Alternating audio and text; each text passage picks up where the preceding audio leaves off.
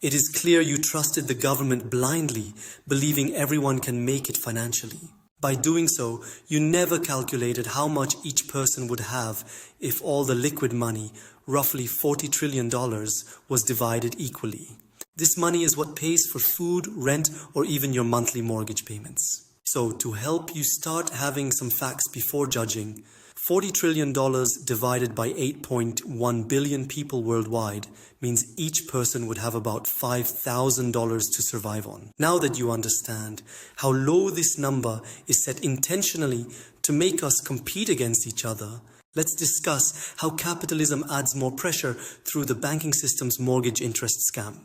There is a reason why we highlighted in the continuation of our shared logic that started with the Abrahamic teachings, which we documented as Islam, being the last revelation in the continuation of those scriptures. So here it is. If someone buys a house worth an average of $250,000 and pays it off over an average span of 30 years with an average interest rate currently set at 6%, then at the end, the buyer who expected the property would only cost $250,000 ends up paying $289,595 in interest on top of the principal.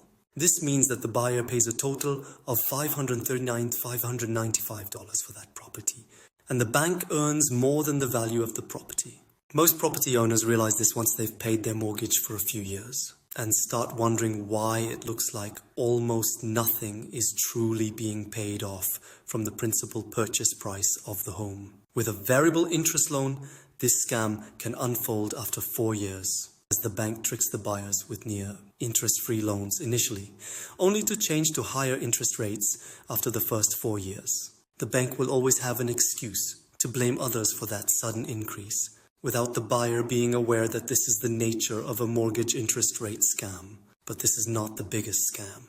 In fact, once that buyer pays off the mortgage payments, including the interest on that loan totaling a bit over $500,000, it means that 99 others will have to starve to death.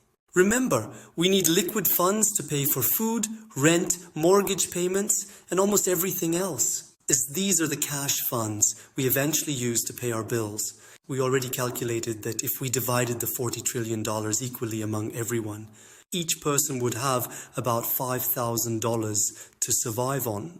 But now that a little bit over $500,000 is out of that liquid circulation, it causes immense pressure on society as 99 must starve to death eventually. This explains why, every 10 seconds, a child dies from starvation worldwide, not even counting how many adults have to starve to death. Welcome to capitalism, the game where we literally compete against each other to death. If the same government helped 10% of those who have to die with aid, you call them the heroes, even though they created and still defend the rules and measurements that push 99 others to die for every homeowner who successfully pays off their homes. If humanity awakens, they rebrand themselves to communism, where they hide behind government officials having all the power and disguise themselves behind equality or even equity, while in fact it is again a lie, as they have all the power and citizens have no voice anymore. If citizens catch up on that, they rebrand themselves to socialism, where they hide behind bureaucrats funding their campaigns, and any attempt to create change will be with their involvement, which again is a lost cause. What we need is empathy in every single layer of society, making it transparent and fair for all. If someone wants to bring legislation, they must explain how it will benefit all, not just today but constantly over time. No favoritism should be allowed, as we don't pick representatives, but the most logically sound and reasoned idea that helps all.